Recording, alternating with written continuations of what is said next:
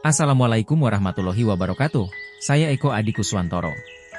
Calon guru penggerak angkatan 11 Kabupaten Jember. Saya bertugas di SDN Jambe Arum 2 Kecamatan Puger. Dalam modul 3.1 ini, demonstrasi kontekstual pengambilan keputusan berbasis nilai-nilai kebajikan pemimpin. Bersama, para pembimbing calon guru penggerak angkatan 11 kelas 229A, Bapak Sahlan Rosyidi SPD MPD selaku fasilitator, dan Ibu Dian Eti Pangastiti SPD selaku pengajar praktik. Tujuan pembelajaran khusus. Calon guru penggerak dapat melakukan suatu analisis atas penerapan proses pengambilan keputusan berdasarkan pengetahuan yang telah dipelajarinya tentang berbagai paradigma, prinsip, pengambilan dan pengujian keputusan di sekolah asal masing-masing dan di sekolah atau lingkungan lain.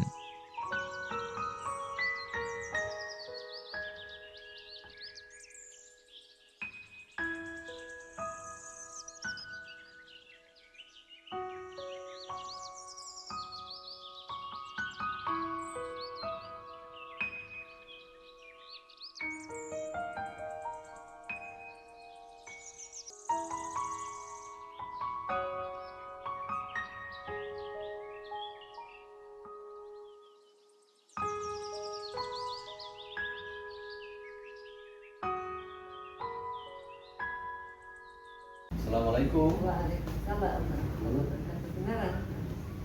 Ibu, mohon maaf, saya ada tugas dari calon guru penggerak untuk mewawancarai kepala sekolah tentang pengambilan keputusan dengan nilai-nilai kebajikan seorang pemimpin. Maka dari itu, saya ingin mewawancarai Ibu Marsini selaku kepala sekolah SDN Jambe Arum 2 Kecamatan Puger tentang bagaimana cara pengambilan keputusan dengan nilai-nilai kebajikan seorang pemimpin. Saya mulai gitu. Yang pertama, selama ini bagaimana Ibu dapat mengidentifikasi kasus-kasus yang merupakan dilema etika atau rujukan moral? Mengidentifikasi kasus rujukan moral dengan memperhatikan adanya dua hal yang saling bertentangan. Sedangkan dilema etika ketika dihadapkan dengan dua hal yang sifatnya benar secara universal. Gitu ya. Oke. Terus selama ini bagaimana Ibu menjalankan pengambilan keputusan di sekolah Ibu, terutama untuk kasus-kasus di mana ada dua kepentingan yang sama-sama benar atau sama-sama mengandung nilai kebajikan? Biasanya saya mengumpulkan informasi tentang kasus yang dihadapi, termasuk mendengarkan semua pihak yang terlibat dan mencari fakta dari kasus tersebut.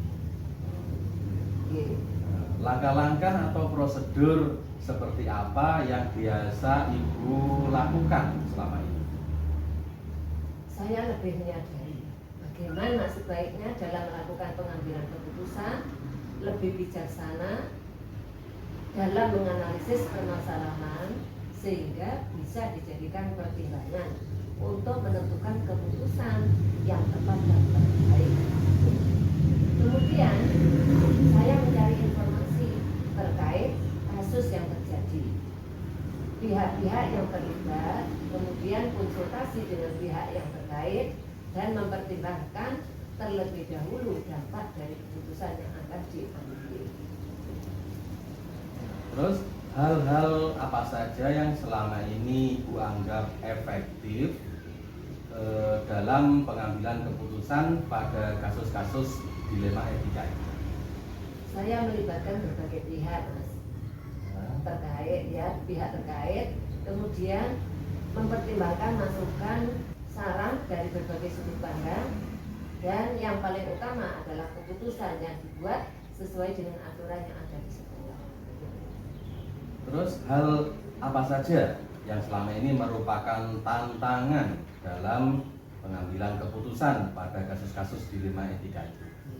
Salah satu yang menjadi tantangan yaitu dalam hal dampak dari keputusan yang diambil mungkin terhadap hubungan antar rekan kerja ataupun hubungan dari sisi peserta didik setelah suatu keputusan itu diambil.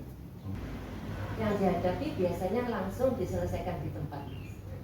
Tapi memang suatu kasus itu perlu didalami terlebih dahulu sebelum membuat keputusan, agar keputusan yang diambil bisa tepat sasaran. Terus, adakah seseorang atau faktor-faktor apa yang selama ini mempermudah atau membantu Ibu dalam mengambil keputusan dalam kasus-kasus di dunia ini? Biasanya memang perlu melibatkan orang lain atau pihak lain, Mas ya. Tergantung kasus yang dihadapi. Dan hal itu bisa memperkuat keputusan dan memberikan kepastian bahwa proses pengambilan keputusan dilakukan secara tepat. Dari semua hal yang telah disampaikan, pembelajaran apa yang Ibu dapat petik dari pengalaman Ibu mengambil keputusan dilema etika itu? Saya lebih menyadari bagaimana sebaiknya dalam melakukan pengambilan keputusan itu harus lebih bijaksana dan menganalisis permasalahan sehingga bisa dijadikan pertimbangan untuk menentukan keputusan yang tepat dan yang terbaik. Ibu Marsini, terima kasih atas semua pengalaman Ibu yang disampaikan dan akan menjadi ilmu baru bagi saya ke depannya. Dan juga terima kasih atas waktu luang yang disediakan saya sehingga Ibu bersedia untuk diwawancarai dalam hal ini. Terima kasih, saya juga mohon pamit, mohon maaf sebelumnya Ibu.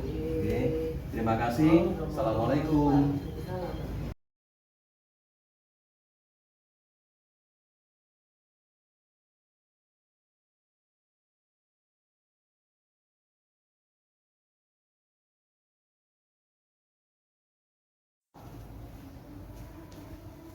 Assalamualaikum. Waalaikumsalam warahmatullahi wabarakatuh. Dari mana, Pak? Maaf Bu, saya dapat tugas dari calon guru penggerak untuk mewawancarai kepala sekolah tentang pengambilan keputusan dengan nilai-nilai kebajikan seorang pemimpin. Maka saya mewawancarai Bu Musrifatul Jannah selaku kepala sekolah SD Jamber 1 Kecamatan Puger. Diperbolehkan Ibu? Oke, monggo dengan senang hati saya bersedia untuk diwawancarai oleh panjenengan. Monggo silakan bisa dimulai. Yang pertama, Bu, selama ini bagaimana Ibu dapat mengidentifikasi kasus-kasus yang merupakan dilema etika atau rujukan moral? Begini ya Pak, mudah saja untuk mengidentifikasinya. Sesuatu yang dikatakan rujukan moral jika ada dua hal, yang satu benar dan yang satu salah menurut hukum.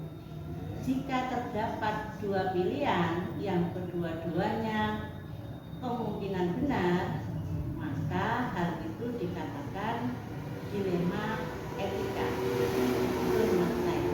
Selama ini bagaimana Ibu menjalankan pengambilan keputusan di sekolah Ibu, terutama untuk kasus-kasus di mana ada dua kepentingan yang sama-sama benar atau sama-sama mengandung nilai kebajikan?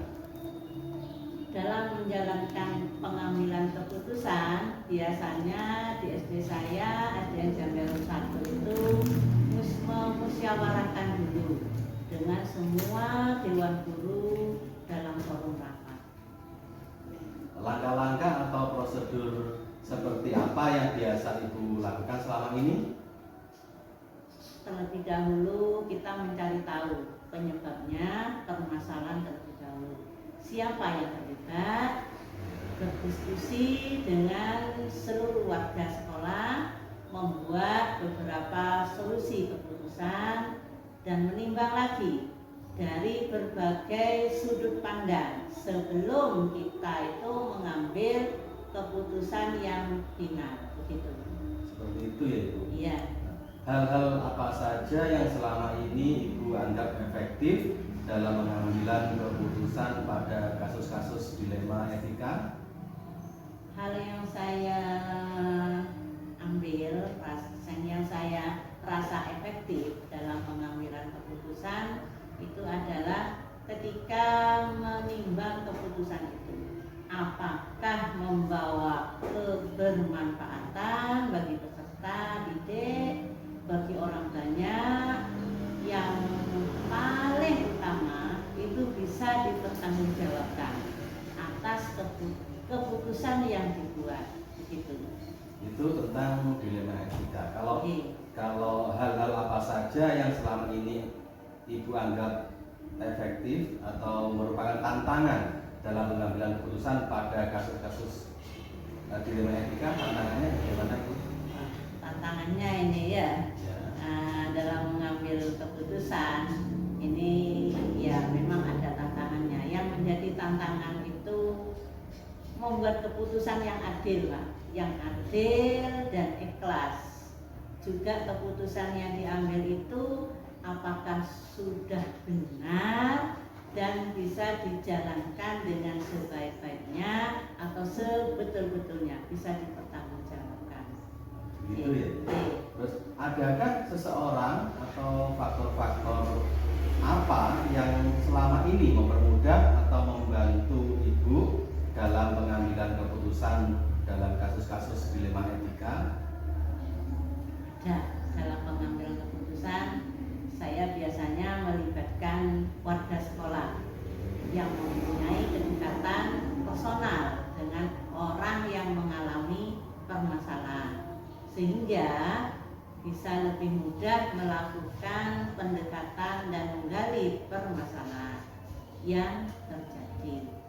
Juga bisa turut membantu Pak mencari alternatif solusi dalam pengambilan keputusan tersebut.